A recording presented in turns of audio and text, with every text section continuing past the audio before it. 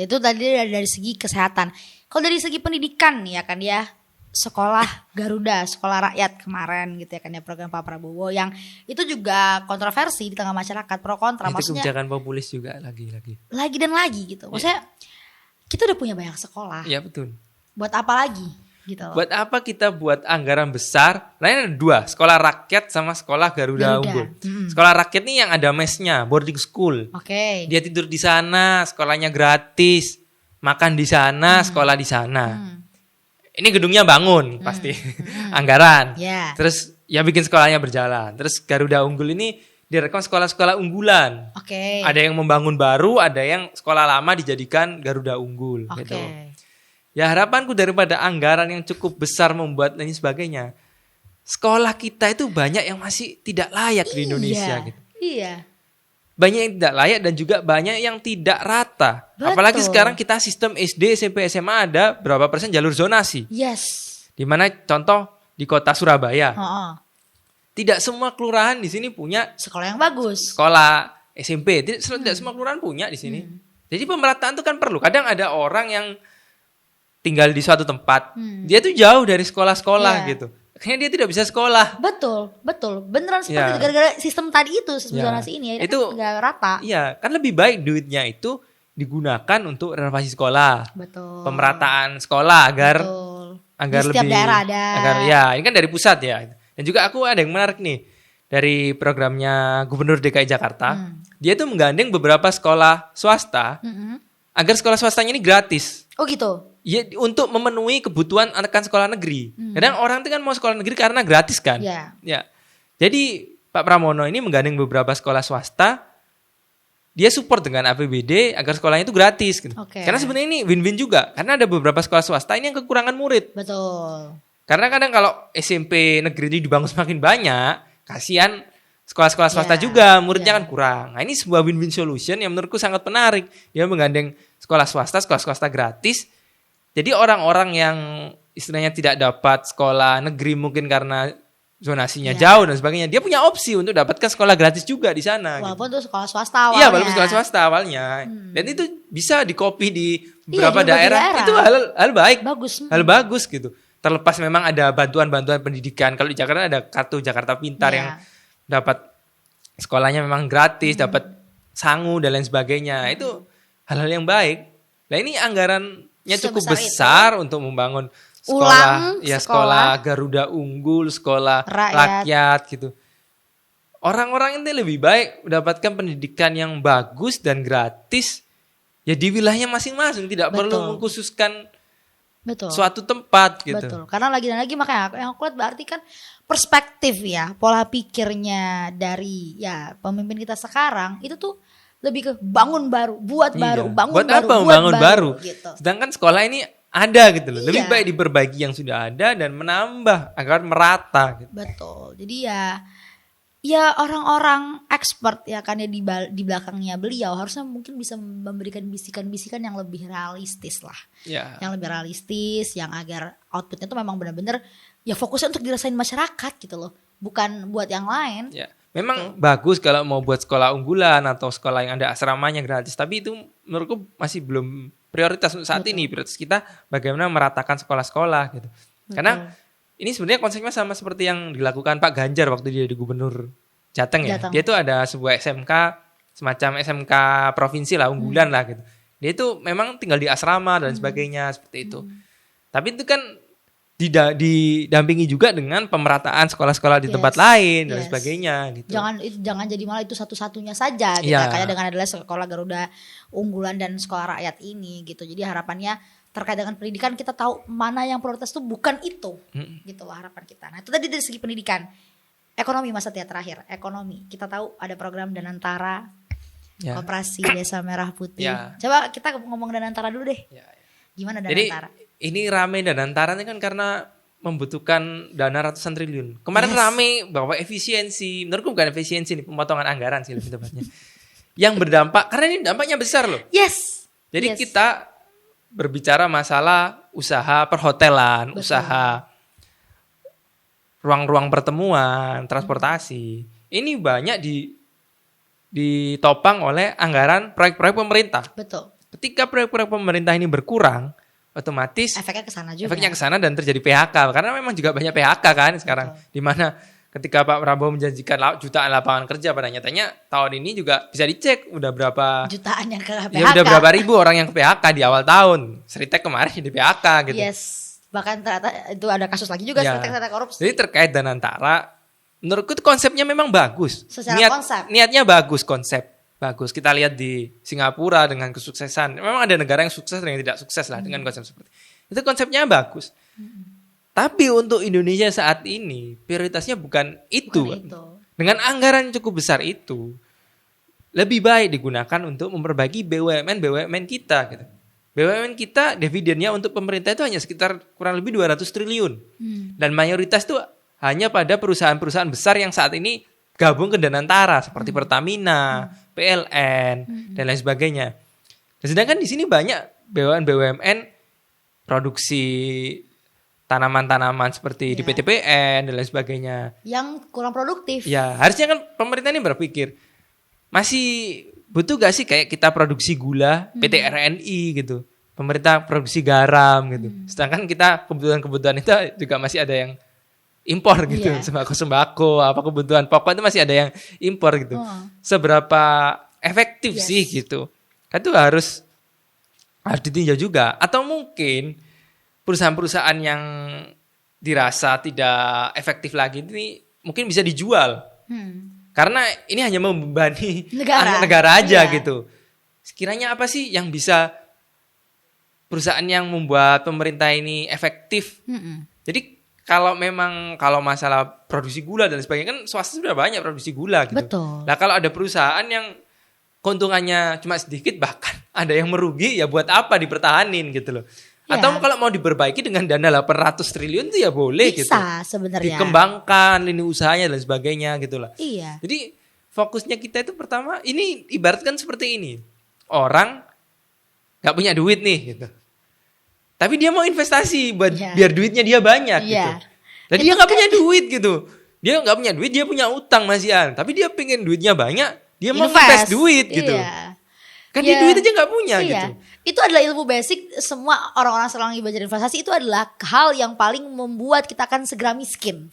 Itu gak punya duit invest langsung miskin pasti. Kan gitu, langsung merugi pasti gitu kan. Investasi itu adalah untuk orang-orang yang memang sudah settle ya. Gitu. Jadi bisa dianalogikan seperti itulah gitu. Iya. Tapi ini kembali lagi ini sudah terjadi, berjalan. Ya sudah gitu ya. Ya akhirnya kita apa ya? Kita mengawal hanya ini bisa bagaimana? mengawal ya. Iya gitu.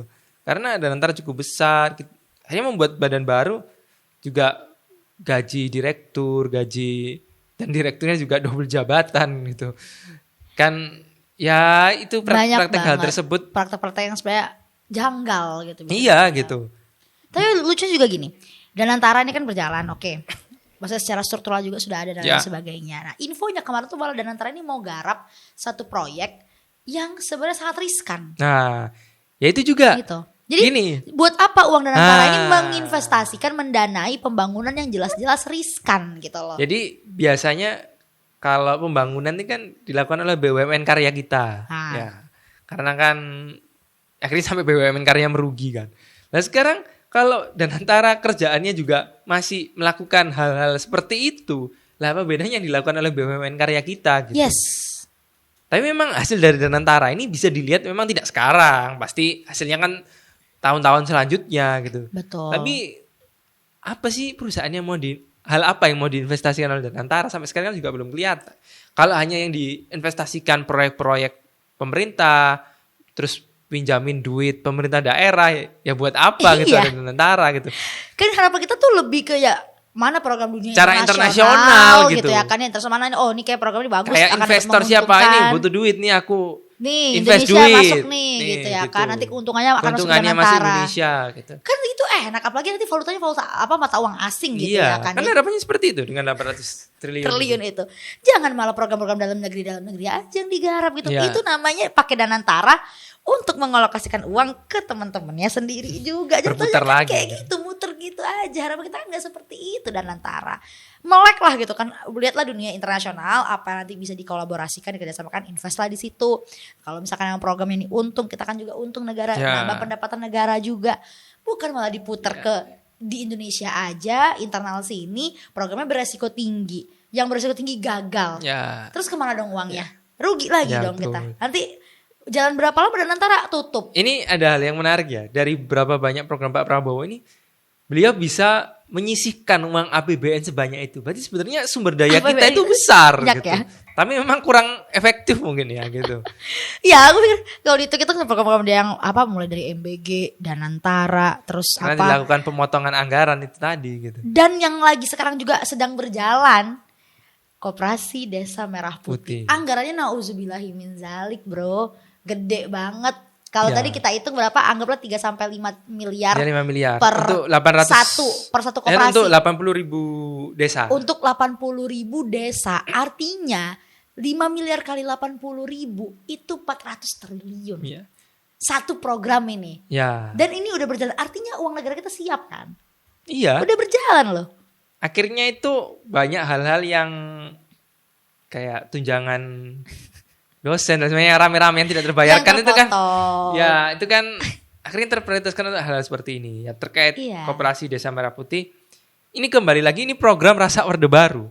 Karena dulu di Orde Baru ada namanya Koperasi Unit Desa. Yes. Yang gagal. Kenapa kok gagal? Karena banyak kepala desa yang ketangkap korupsi, pengurusnya yang ketangkap korupsi. Betul. Satu itu ketangkap persis, dan ini apalagi yang sekarang nanti kan ada potensi juga bahwa masyarakat bisa jadi nggak bayar juga, akhirnya merugi koperasinya. Kalau dulu Koperasi Unit Desa kan akhirnya ada ya diberhentikan lah program itu. Karena dirasa ya Ajang rugi korupsi. gitu. Sekarang pemerintah menyampaikan ini berbeda dengan Koperasi Unit Desa gitu. Apa yang beda? Ya apa yang beda Apa gitu. yang beda? Konsepnya sama ini gitu. Dari pemerintah memberikan modal Yes. top down ya modalnya 5 miliar gitu. Ya biasanya penyelewengan yang sering terjadi nih ya kalau koperasi itu. Biasanya aset-aset koperasi dinamakan pengurus koperasi. Oke. Terus nanti pengurus koperasinya tidak jadi pengurus. Ah. Akhirnya asetnya berantem nih. Iya. Punya siapa? Punya pribadi apa punya Koperasi. koperasi ya. Hal seperti itu. Kalau memang pengawasannya memang ketat, boleh lah. Karena Koperasi Merah Putih ini mendapatkan akses-akses khusus.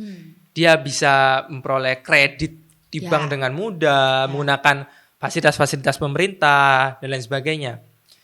Ya kembali lagi kalau memang niat secara niat, kalau memang ini berjalan ideal, Konsepnya bagus, bagus, bisa betul. memutar ekonomi di desa-desa. Yes, sepakat gitu ya kan. Tapi ya ini kekhawatiran masyarakat kan kembali lagi gitu dengan anggaran sebanyak Sebesar itu ya. gitu. Sedangkan kalau kita lihat kan memang ada beberapa desa yang sudah berjalan BUMDes dan sebagainya bagus. Kan memang Koperasi Merah Putih ini ada terbagi, aku lihat ya, terbagi 3 jenis. Pertama memang desa ini tidak punya usaha. Misal Oke. sebelumnya tidak ada koperasi atau tidak ada BUMDes. Akhirnya dibuat Koperasi Merah Putih. Ada yang mungkin desanya ini sudah punya BUMDes atau punya koperasinya masyarakat lah.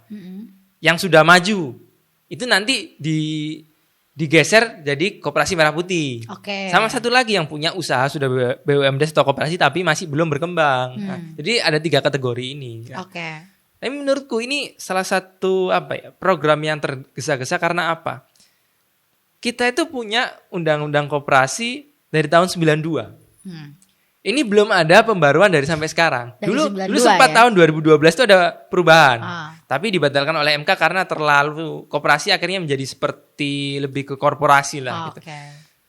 Malah sekarang Koperasi Merah Putih ini dasarnya aku kemarin baca itu surat edaran Menteri Koperasi dasarnya. Instruksi Presiden. Lah, Impres. ini kan dasar-dasar hukumnya kan kurang.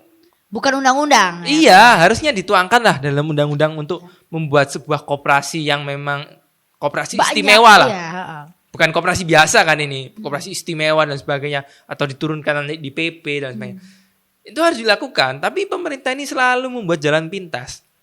Seperti saat PPN 12%. Ya. Buat kebijakan dituangkan dalam peraturan menteri, Ya. tidak merubah undang-undangnya. Ya. Ini kan akhirnya kesesatan dalam ketatanegaraan gitu. Betul. Tidak sesuai. Ini kembali jalan pintasnya digunakan seperti itu. Dibuatnya dasarnya surat edaran Menteri Koperasi Dan gitu. impres tadi itu. Dan impresnya presiden, Terus Prabowo gitu. Itu dia. Jadi Dan secara regulasi itu harus disiapkan dulu lah.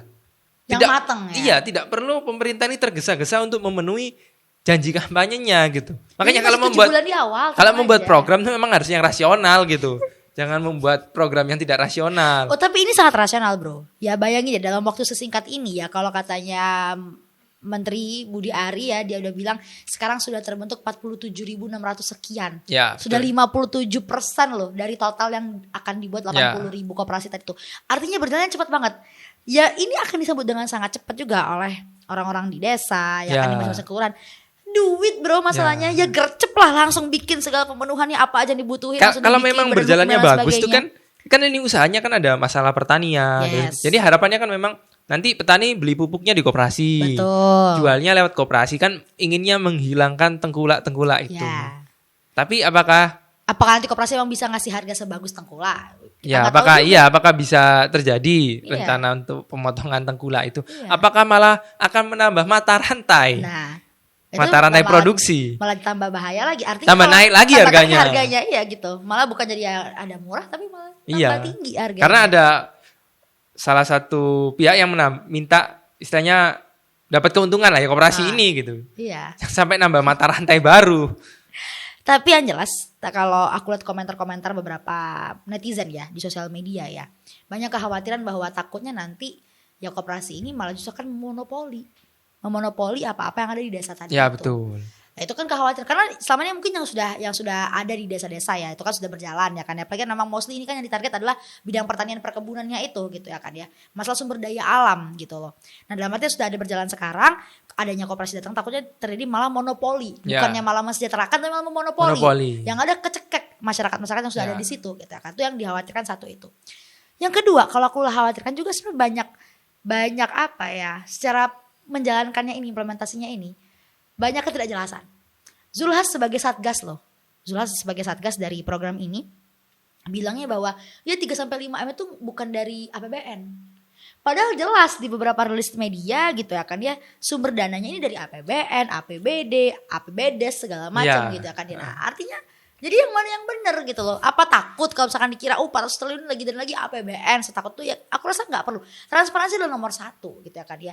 Kalau nggak transparan ya masyarakat tuh bingung awalnya. Karena memang kalau duit segitu APBN mungkin berat ya. Akhirnya beberapa ada dari APBD dan juga kemarin tuh diarahkan kalau pembentukan badan hukumnya bisa pakai dana desa dan lain sebagainya gitu.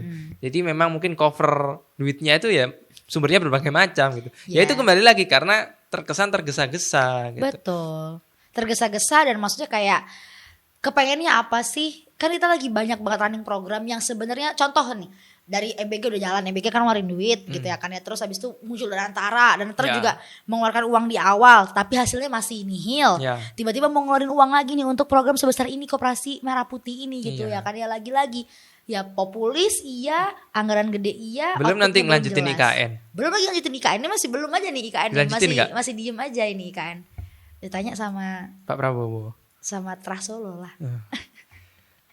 Nah, harapanku terhadap program-program yang sudah dilaksanakan Pak Prabowo ini memang dilaksanakan sesuai dengan tujuannya. Jadi misal bagaimana koperasi Desa Merah Putih ini memang bisa menggerakkan ekonomi di masyarakat.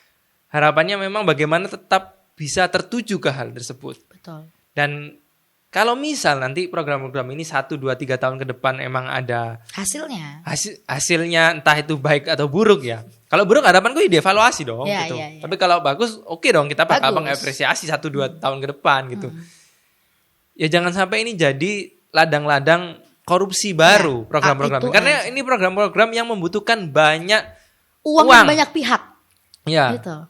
Banyak uang dan banyak pihak. Jadi ya kalau misalkan bisa kita simpulkan tadi kalau kata kamu banyak program-program yang sebenarnya ini ala-ala Orba banget gitu ya kan program-program, dan jangan sampai kita kembali lagi ke masa itu di mana korupsi di mana-mana karena memang uang negara benar-benar digelontorin semua ke program-program yang besar-besar ini gitu ya kan ya, dan tapi gak terasa di masyarakat tapi hanya nyampe ke tiang-tiang tertentu aja gitu. Harapan kita tidak seperti itu. Sudah setengah tahun berjalan pemerintahan Prabowo Gibran, harapan kita selama ke depan akan lebih terasa lagi manfaat-manfaatnya. Tapi kalau saya boleh titip Pak Prabowo, Mas Gibran, masalah utama adalah memang lapangan pekerjaan ya. Lapangan pekerjaan. Masyarakat anggaplah kita ada koperasi desa ini ya kan ya. Katanya sih infonya akan menambah 2 juta lapangan pekerjaan kalau kata Zulhas gitu ya kan ya. Tapi jangan lupakan masyarakat urban kelas menengah. Yang rame kan itu apa? gaji pengurus koperasi. Ya, yang nggak jelas dari mana, katanya dari keuntungan. Kan Iya. belum berjalan Ya kan gitu dari modal ya kan. Ya ujung pasti jadi modal itulah Iya. gitu. Tapi kan nggak tahu berapa. Ntar gitu. koperasinya tutup sampai modalnya habis. Ya jangan sampai lah. Jangan sampai. Itu duit negara itu. Uangnya banyak masa Iya, ya sampai habis jangan sih. sampai lah. Itu bisa lah sampai Ya itu tahan. membuka lapangan pekerjaan kan, jadi pengurus koperasi dapat penghasilan. Iya, lumayan. Ya. Tapi harapan kita Ya kan harapan juga- kita semoga program-programnya ini bisa berjalan dengan baik lah. Yes. Tidak Baik. ada korupsi di dalamnya, jadi Iya. memang uang negara ini memang bermanfaat bagi seluruh masyarakat. Betul. Kalau untuk seluruh masyarakat sesuai dengan apa yang diamanahkan dari program-program yang memang dijalankan. Ya. Tapi kalau POV kalian gimana boleh banget komen di bawah ya. Sampai jumpa di episode selanjutnya. Bye. Bye.